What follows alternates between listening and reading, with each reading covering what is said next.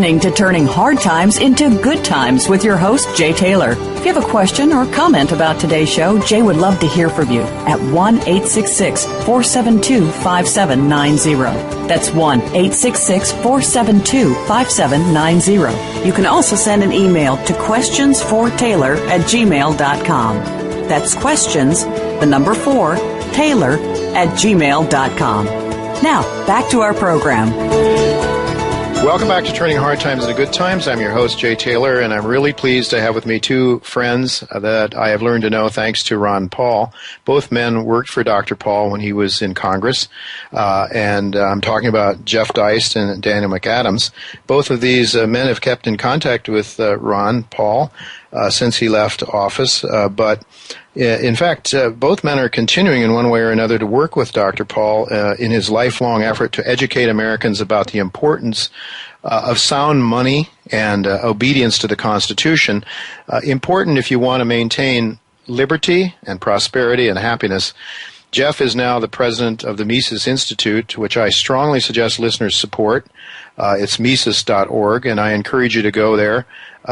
There's a wealth of free information there. There's a lot of, I think it's really a very improving a website that is becoming more interesting all the time. Lots of things there, audio-visual things and formats. There's essays there, intellectuals and a lot of people who, well, it's Austrian. It's Austrian school economics, and but a lot of very valuable insights into the economy and why things aren't really chugging along as they should be.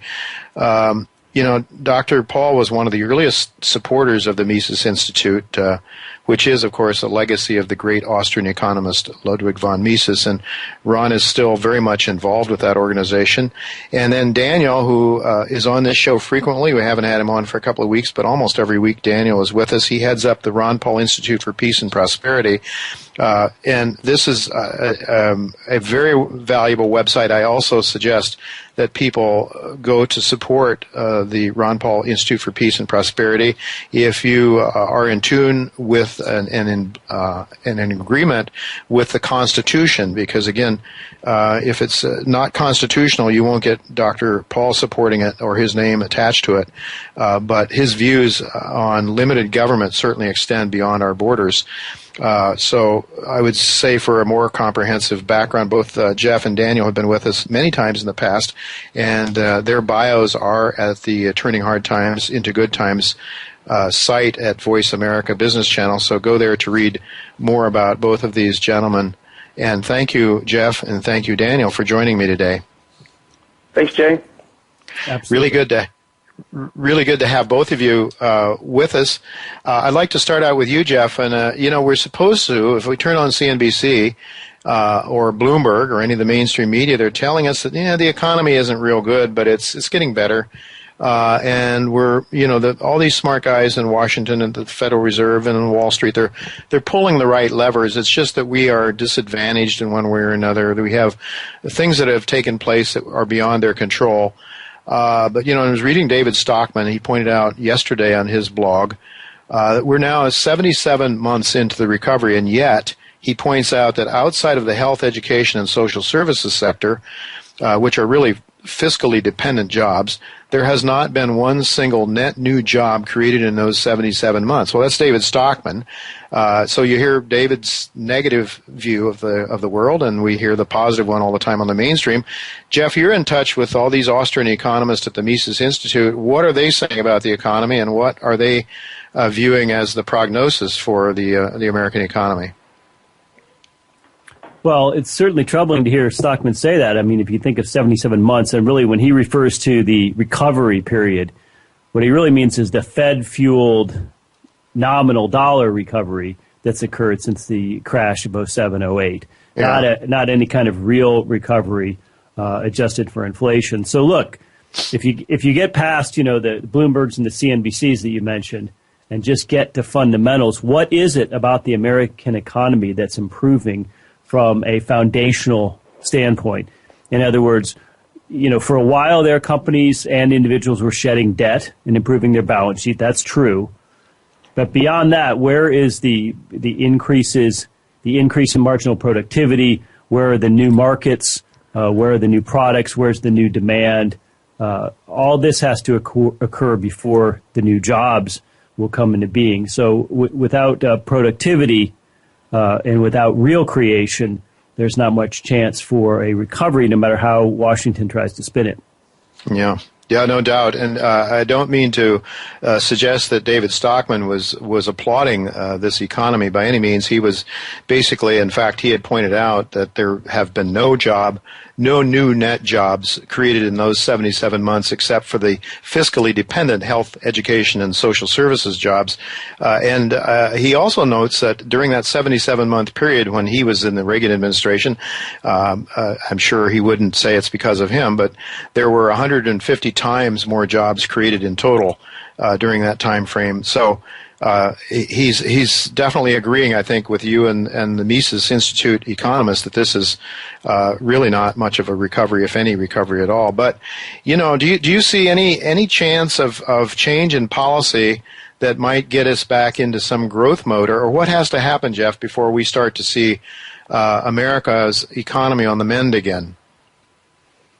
Well, I think to paraphrase Mr. Stockman, first and foremost, we have to have honest pricing, and that means we have to have honest money. So until the Fed backs off and stops pushing on a string, I mean, we're definitely seeing the limits, the ends of monetary policy at this point. There's not that much more the Fed can do. The minute they try to back off any type of QE, you get howls from the market for people who want a sort of delusional Dow 17,000 every morning when they wake up.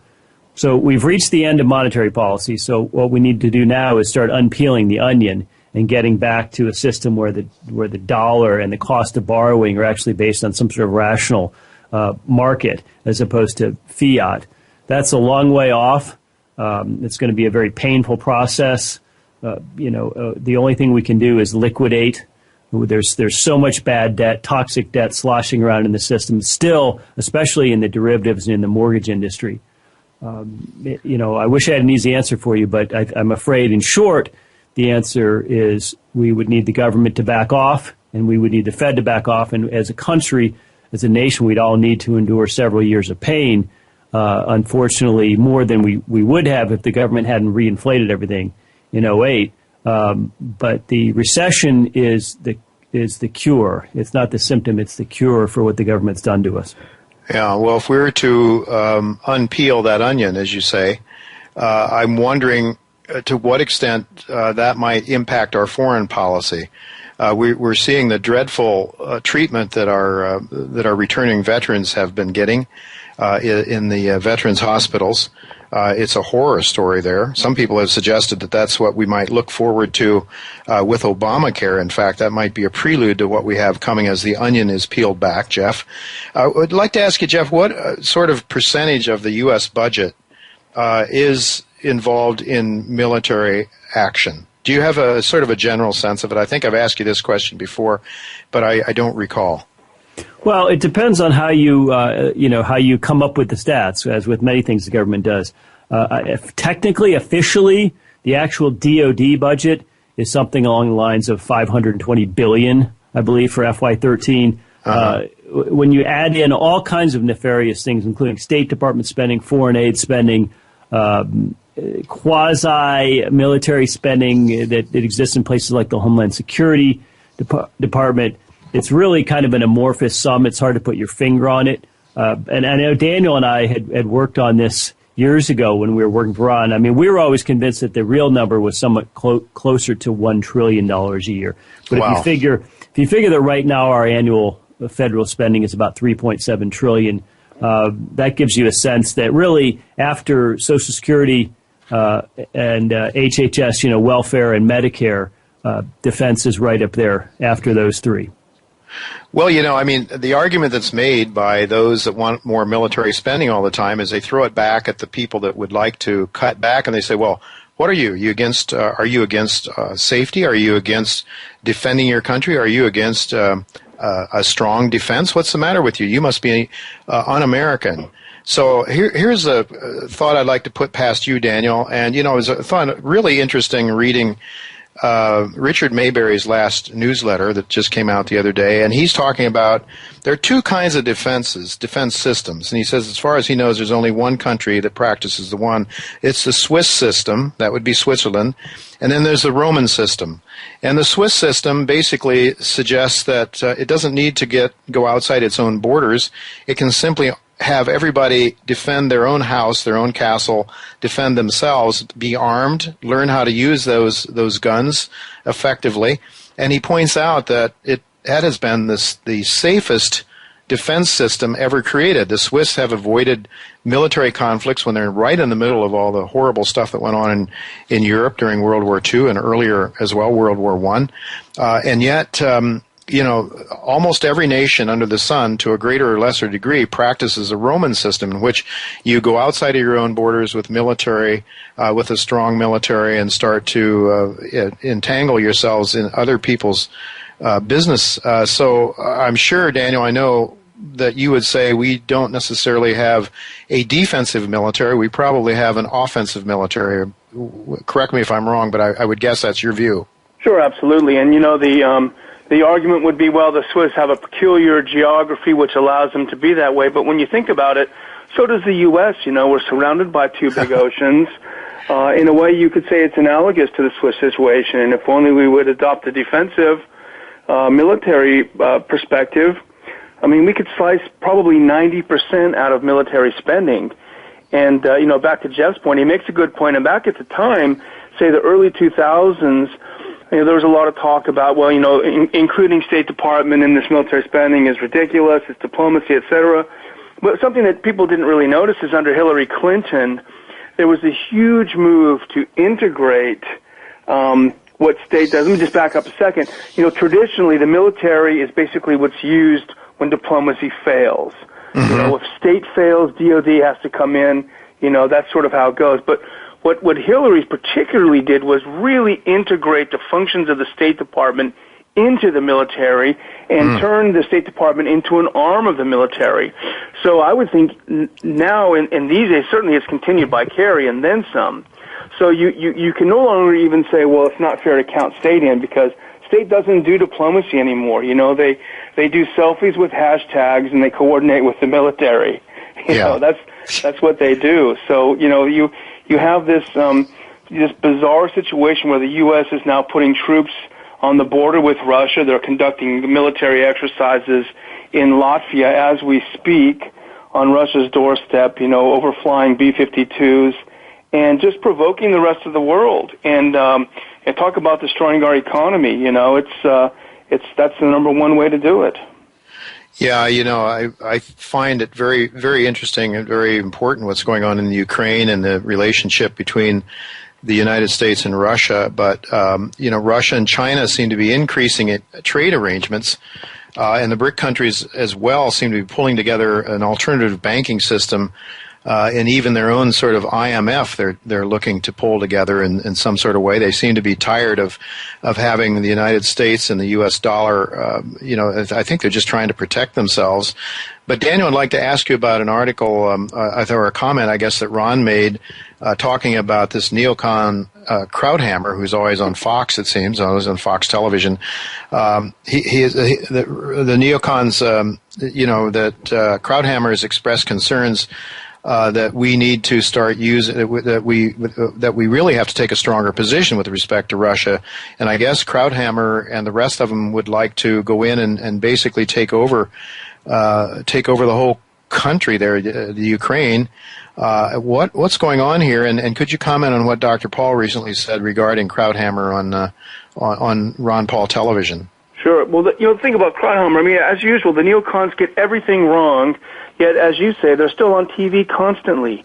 Yeah. His ridiculous analysis is that the Russia-China trade deal, whereby it's a $400 billion deal which will build a natural gas pipeline from Russia to China and deliver some very badly needed energy to China. And he says that the fact that they signed this deal is a signification of the loss of U.S. influence in the world. Therefore, basically, as you say, we have to redouble our aggressive efforts around the world.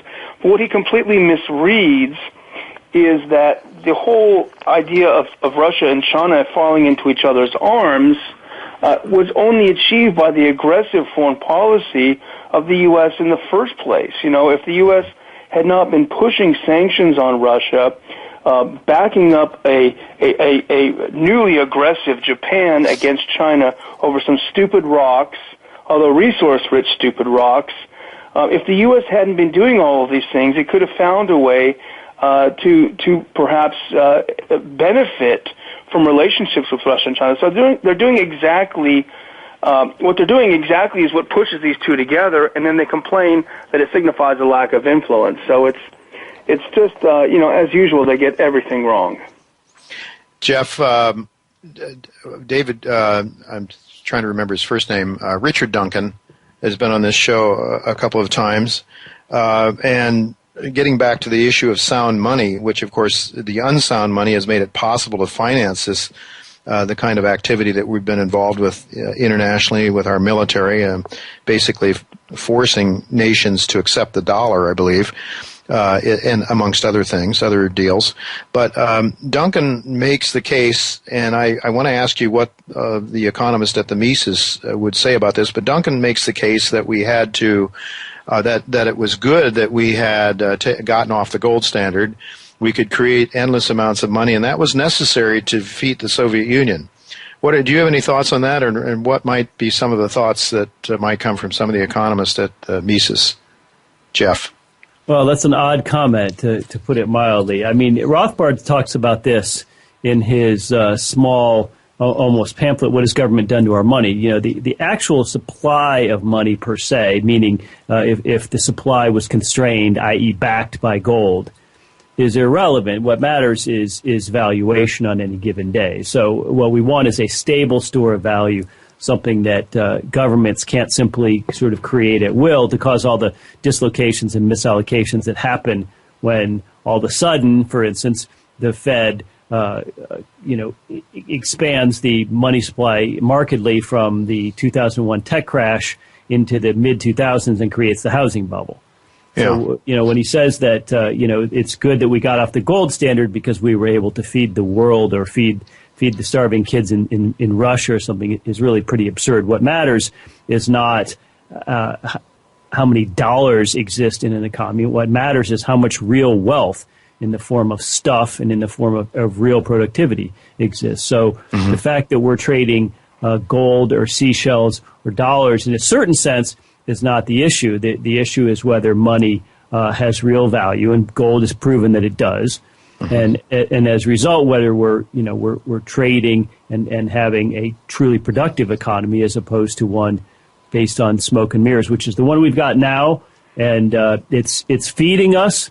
It's feeding us on credit. It's feeding us on debt. It's feeding us on the backing of the U.S. military for the U.S. dollar. It's feeding us on the backs of OPEC, which still requires nations around the world to have dollars to buy oil. But all of those things are coming to an end.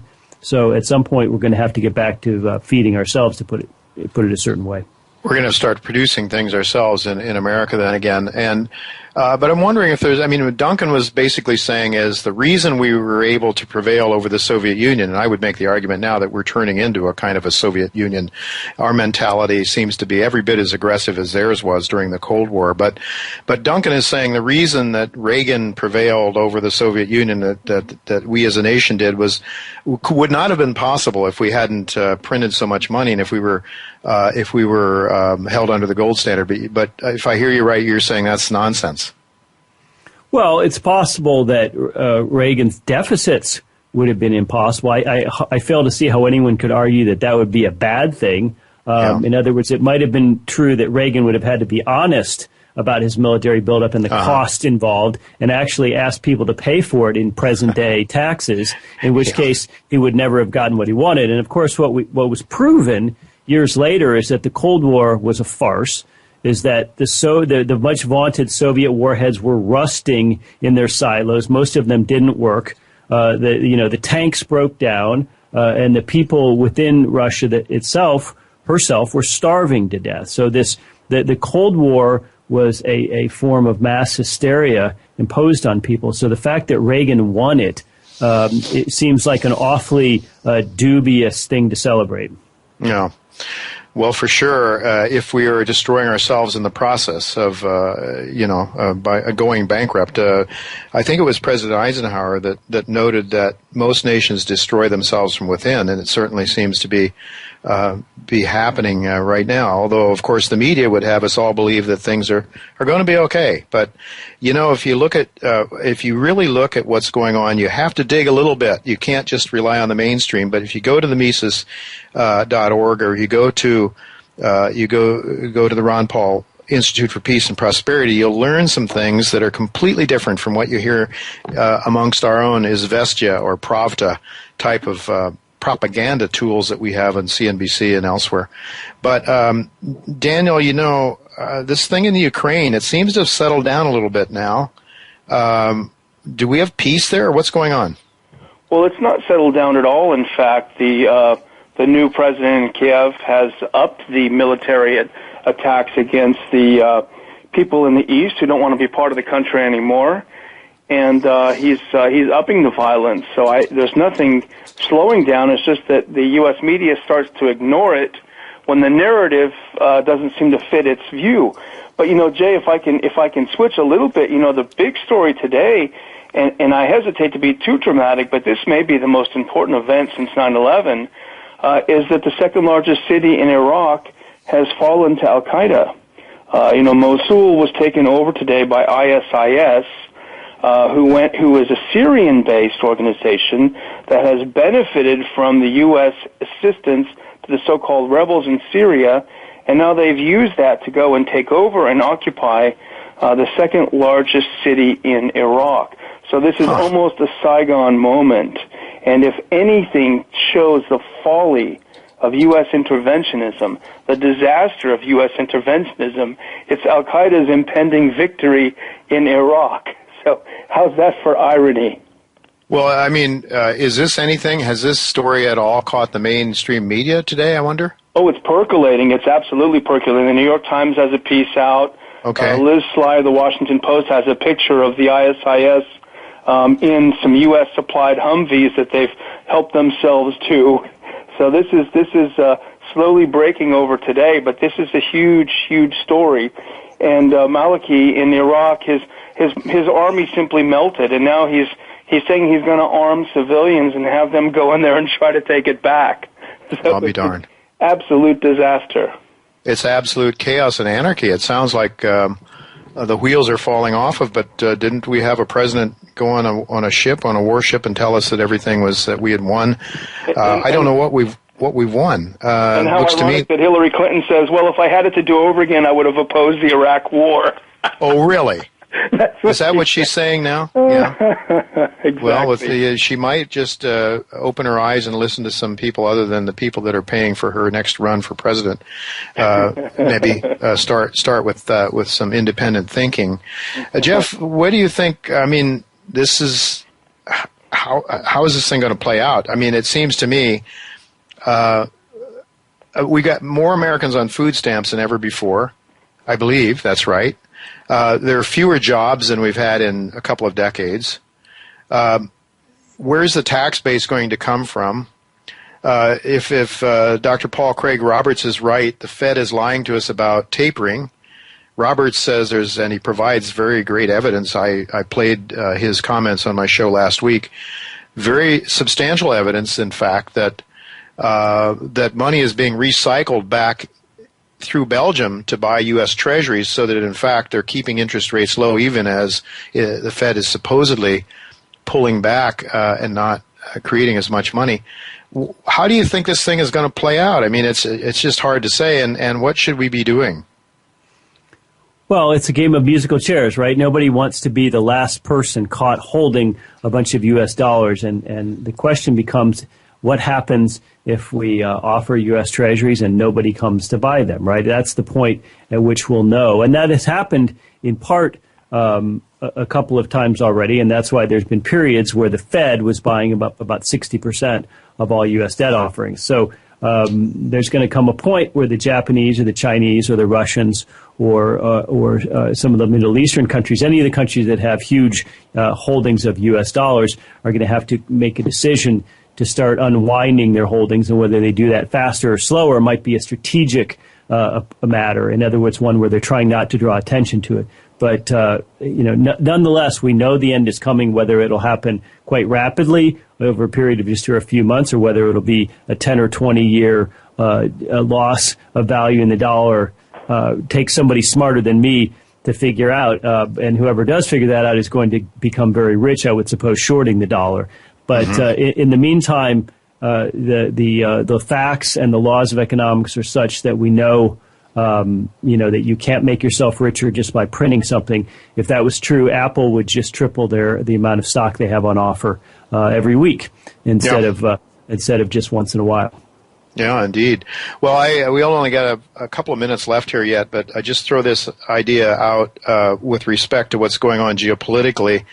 Globally, it seems to me that we are very close to some sort of a tectonic turn. Paul Volcker called for a new Bretton Woods last week, I believe, suggesting that we're getting very near a turn. I had James Rickards on the show a few weeks back, and he's suggesting that this whole process towards a currency reset is accelerating. There's a growing trade cooperation between China and Russia as hostilities towards the United States and NATO are increasing from that part of the world. Daniel, how crucial, with the minute left or so, how crucial is this Ukrainian situation in this whole equation of NATO versus the East? Well, the U.S. has shown itself to be increasingly aggressive. We had John McCain in Bulgaria this past week demanding that the Bulgarian government stop construction on the South Stream pipeline, which carries natural gas from Russia into Western Europe. The U.S. is trying to do whatever it can to short sheet Russia, and what they're going to end up doing is freeze all the poor Austrians out in the wintertime. So they're not backing down. If anything, they're turning it up. All right. Well, unfortunately, we've got to leave it go at that. But thank you both of you for joining me. It's been a pleasure having you on the show together, and I hope we can do it again sometime in the near future. Thanks, both Jeff Deist and Daniel McAdams. Thank you very much for being with us today. Thanks much. Bye-bye. Okay, Jay. All right. Thank you. Well, folks, that is all for the first hour of today's show, but there is more to come at jtaylormedia.com. I want to thank Tacey Trump and my producer, and Matt Widener, my engineer, for making the show logistically possible. But you go to J. Taylor Media, and you're going to hear from Larry Edelson, David Jensen, and I'll have some of my own ideas about some stock picks that I think could do very well in the near future. So go immediately, jtaylormedia.com. I'll see you there.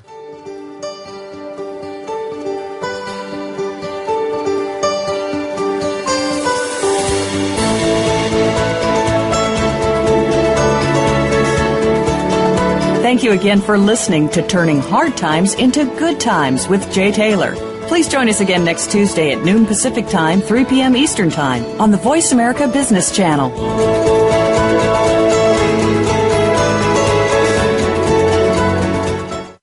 Caden Resources is an advanced gold mining exploration company with 2 exceptional gold projects in Mexico. The company's flagship El Barqueño project represents the most valuable opportunity that an exploration company can have, which is the continuous discovery of high-grade gold from surface in arguably the best mining jurisdiction in Mexico. The company's second project, Morelos Sur, has one of the most talked about land positions in the heart of Mexico's largest producing gold belt.